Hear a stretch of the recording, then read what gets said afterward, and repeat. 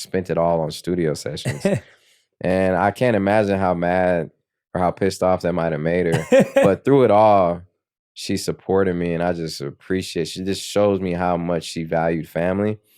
And I was able to buy a house for her and my mom before they passed. She actually saw the music pay off, and we used to watch all these westerns and Jeopardy and all these things. And I remember she was watching Jeopardy, and I was actually a question on Jeopardy.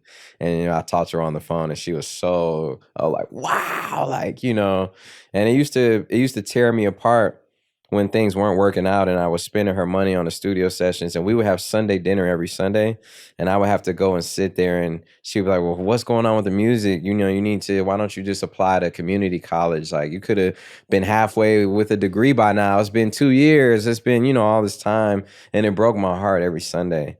And I did give up, at one point I did give up. So at one point I was over it. I was over music. It wasn't going anywhere. When was that? That was after I met Kanye. Yeah, so you rap, and then he didn't get in touch with you for 2 years after. Yeah, and it was like a blank, and I turned down my scholarships I had to college. I graduated school with like a 3.7 GPA. I was like, I had like a lot of academic scholarships, all these things, and I turned it down. And then it was non-responsive, but in hindsight, I look back, he was blowing up in his own right. He was busy, it's not the same. You only see things from your perspective, especially when you're younger. And yeah, I just was like, I felt like I tried and gave it all I had. And I gave up. And my mom, who is a teacher as well, she was the only one who was like, yo, what are you doing, man? Come on.